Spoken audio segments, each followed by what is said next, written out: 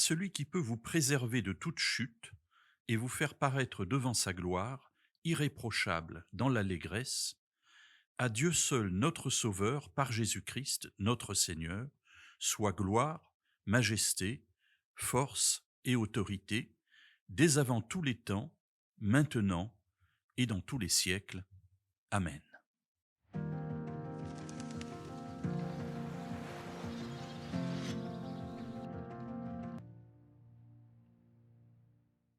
Nous sommes dans un monde où les personnes, d'une manière générale, recherchent la gloire, soit par l'argent que l'on possède, soit par les relations, soit par le métier, soit par les influences que l'on a sur les personnes qui nous entourent, et nous sommes dans un monde d'influenceurs, et on recherche à attirer vers soi une gloire qui nous permette de paraître peut-être parfois légèrement à notre avantage par rapport à la réalité.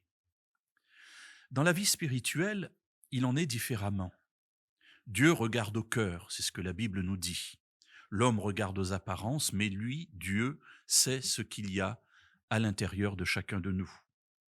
Et je pourrais dire que chaque fois que nous nous trouvons devant un miroir, nous savons ce que nous sommes intérieurement, alors que les personnes qui nous voient ne connaissent pas cet intérieur.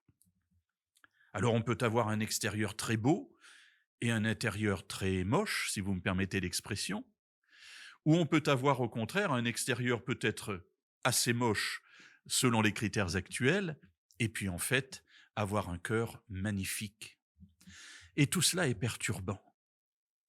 Et puis, on a vu dans l'histoire spirituelle, dans l'histoire de l'Église, des personnes qui ont cherché à attirer aussi l'attention sur elles, à attirer la gloire vers elles.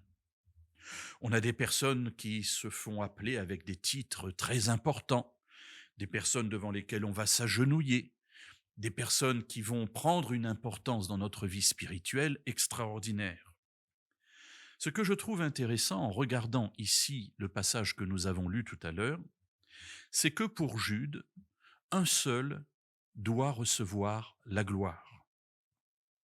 Ainsi, il nous est présenté comme celui qui peut nous préserver de toute chute et nous faire paraître dans sa gloire irréprochable, et il ajoute aussi dans l'allégresse. La joie fait toujours partie du message biblique.